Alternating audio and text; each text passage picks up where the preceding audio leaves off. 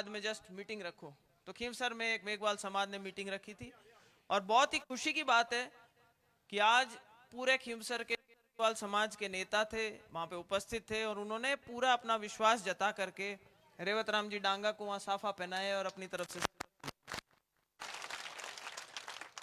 ये सिलसिला जो लोग आकर के जुड़ते जा रहे हैं, मजबूती मिलती जा रही है भारतीय जनता पार्टी को भी। श्याम जी बोले मुझे, कहते हैं कि जब आपका चुनाव हुआ था यहाँ पे हम लगभग 30-40 वोटों से पीछे रहे थे, इतने से ही रहे थे राजू जी। मैं इनको बता रही थी कि एक समय था जब टाडाबास में भारतीय जनता पार्टी, कांग्रेस, इनका कुछ भी नहीं बटता था। आज माहौल बिल्कुल परिवर्तित हो चुका है और आज तो जो मैं मीटिंग के अंदर माहौल देख रही हूं, मुझे लगता है कि आप लोगों की जो ताकत है वो दिन ब दिन भारतीय जनता पार्टी की ओर जो आप बढ़ा रहे हो, उसका एक साथ साथ नमूना मेरे सामने आप लोग सब विराजमान हो। देखो, रेवत जी ने जब यहां से चुनाव लड़ा था विधानसभा के टाइम 2023 में, केवल मात्र 2000 वोटों से पीछे रह गए थे, चुनाव जीत नहीं पाए थे। और उस टाइम पे मैं कहती हूं कि माहौल बहुत अलग था। उस टाइम आरएलपी ने अपने कैंडिडेट खड़े करे थे, 78 जगह कैंडिडेट खड़े करे थे और नेताजी भाषण सब जगह दिया करते थे कि मेरे 18-20 एमएलए जीत करके आएंगे। और लोगों के भी मन में यह आ गया था कि भाई नेताजी के हो सकता है कि इस बार इतने एमएलए जीते, तो उनके पीछे लग लिए लोग। उन्होंने कहा कि राज चाहे कांग्रेस का बनो चाहे भारतीय जनता पार्टी का बनो, कूंची अपने हाथ में रहेगी। तो लोगों के भ्रम बहुत ज्यादा था, वरना तो रेवत जी को आप पिछला चुनाव ही जिता देते 2023 का। लेकिन अब तो उससे बिल्कुल माहौल अलग है। आज सरकार बन चुकी है और मैं अक्सर कहती हूं कि भाई इस चुनाव का जो परिणाम है वो सरकार के ऊपर तो कोई आंच नहीं आएगी। सरकार तो स्थिर है, पूरे 5 साल चलेगी, पूरे नंबर है उनके पास में। लेकिन हाँ, अगर हम इस बार मौका चूक गए तो खींवसर को इस चीज का नुकसान हो सकता है। जैसा रिचपाल जी ने अभी बोला कि अगले 4 सालों में हमारे पास में एक उम्मीद की किरण आई है कि अगर हम रेवत डांगा जी को जिताते हैं तो भाई आप लोगों की जो बात है वो विधानसभा में मजबूती से रखेंगे। किसान परिवार से आते हैं, साधारण परिवार से आते हैं और 36 कौम का समर्थन मिला हुआ है। जहां कहीं जाते हैं सभी लोग मतलब सरल स्वभाव के आदमी हैं। हर एक आदमी की मंशा ये है कि भाई इस बार रेवत जी को जिताओ। हम तो कई बार कहते हैं रेवत जी आप खींवसर के लिए सीधे ज्यादा हो, कि आप नरम दल के नेता हो, गरम दल के हम ज्यादा गरम दल के हैं। तो रेवत जी वास्तव में भाई कोई भी आ जाता है, कहे नहीं नहीं साहब काले अब काले तो मदद कर दो। मैं कह रेवत जी थोड़ा करंट काटेंगे, नहीं नहीं यार अब काले मत काटो, अब क्या कौन देवे जाना था करंट काट दीजिए। तो भाई वास्तव में एक अच्छी शुद्ध भावना रख के राजनीति में आप लोगों की सेवा करना चाहते हैं।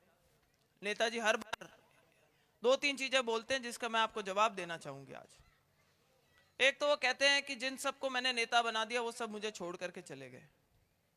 देखो, अगर सारे ही छोड़ करके चले गए तो कहीं ना कहीं कमी नेताजी में होनी चाहिए, नहीं तो एक आधा तो रुकता ही। सगला ही छोड़ गया जाना तो कमी कुणा में है भाई। भाई उन्होंने एक नई शुरुआत करी थी और रिचपाल जी जो बोल रहे हैं उस बात में दम है। वो हर जगह फोन करते थे जब ये दूसरी जाति के लोगों को बोलते थे तुम्हें क्या लग रहा है, मैं तो अपने वालों को नुकसान पहुंचा रहा हूं, आप मेरा समर्थन करो। परिवारों के अंदर मिर्जा परिवार के पीछे तो चलो हमारी राजनीति आप लोगों के आड़े आती होगी, भाई हमारे साथ तो चलो सीधा चुनाव होता है, सीधा मुकाबला होता है। एक बात हो सकती है, भाई दिव्या मदेरना ने आपका क्या बिगाड़ा था, आप उसका लारा किया। हरीश चौधरी ने आपका क्या बिगाड़ा था, आप उसका लारा कर रहे थे। गोविंद सिंह डोटासरा ने आपका क्या बिगाड़ा था, आप उनके आगे कैंडिडेट खड़ा कर रहे थे। और जब केदाराम जी बेनीवाल जब कांग्रेस में चले गए तो उनका लारा करने लग गए। कांग्रेस के पार्टनर बन के बाड़मेर में कहते हैं बीजेपी को वोट दे देना। तो ये जो घालमेल की राजनीति है ये लोग अब समझने लग गए इस बात को। और अगर लोगों को आप 78 आपने अपने कैंडिडेट उतारे तो भाई 3 से घटके 1 कैसे रह गया, कोई कारण होगा ना कि 3 से घटके 1 रह गया। आज वो कहते हैं मैं तुम्हारे संघर्ष के लिए खड़ा हूं, आज तुम्हारे लिए लड़ाई लड़ रहा हूं। भाई आप तो अपने परिवार के लिए लड़ाई लड़ रहे हो। मैंने कहा था पहले भाई फिर भाई और अब लुगाई,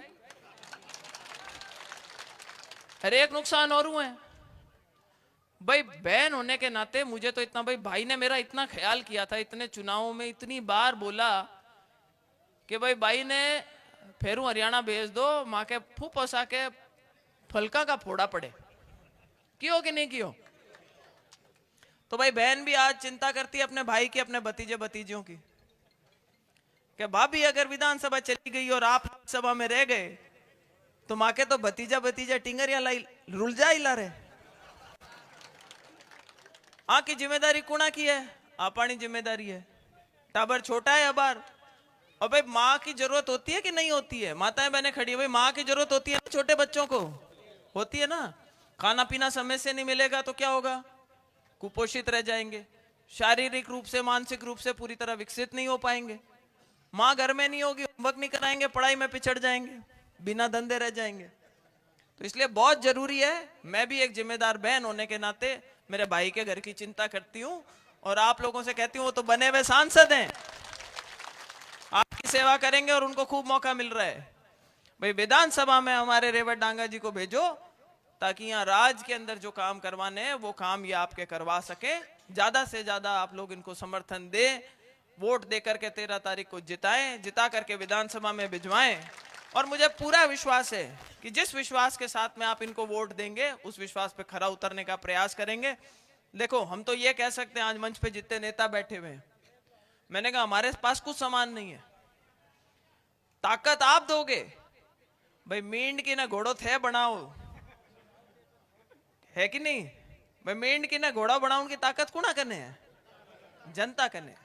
आप लोग वो ताकत दो, घोड़ा बनाओ, विधानसभा पहुंचाओ, आपकी सेवा में कोई कसर नहीं रखेंगे, ऐसा मेरा विश्वास है। हमारा तो काम उनके बाद शुरू होता है, जब ये जीत जाते हैं, आपका प्रतिनिधित्व करते हैं, हम इनकी मदद में जहां इनको जरूरत होगी वहां खड़े रहेंगे। और एक चुनाव के बारे में एक दो बात और कहूंगी मैं, क्योंकि अब ये धीरे धीरे क्या चुनाव हाथ से निकलता दिखेगा तो कई तरीके के यहाँ पे पड़पंज छोड़े जाएंगे, कोई सांप छोड़ेगा और कोई गोएरे छोड़ेगा, और बातें इस तरीके की आएगी कि किसी की भी बात को गलत तरीके से पेश कर दिया जाएगा, चुनाव बिगाड़ने का प्रयास किया जाएगा, जातियों को आपस में बांटने का प्रयास किया जाएगा।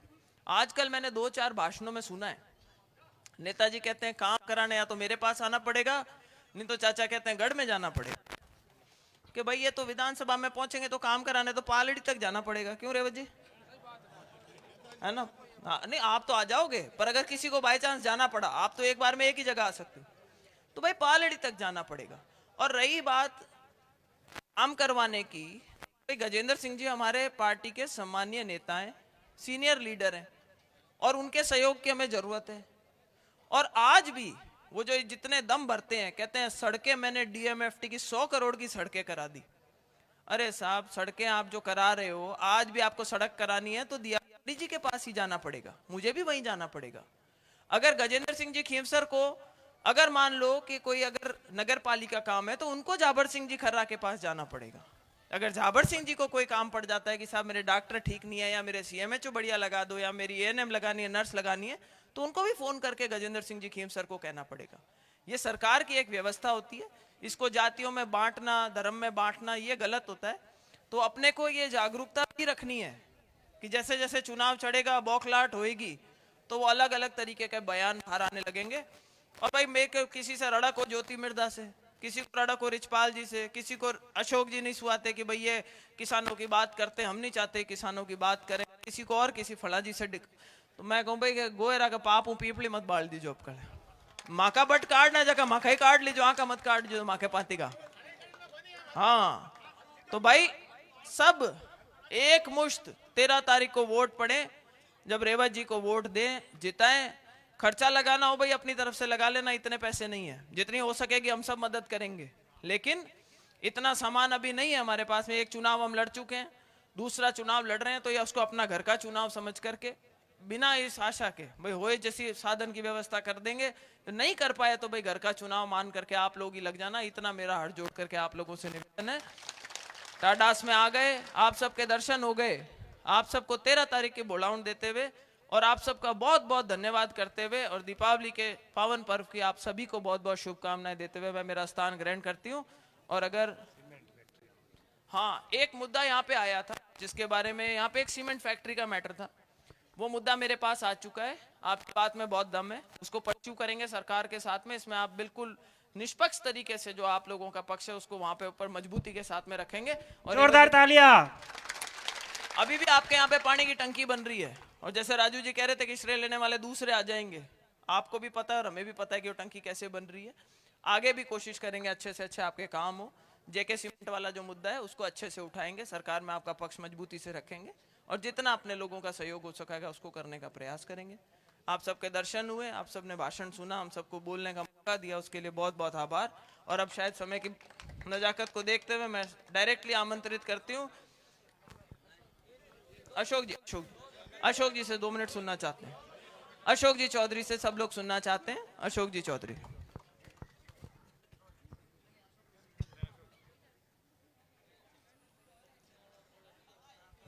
टाडावास गांव तो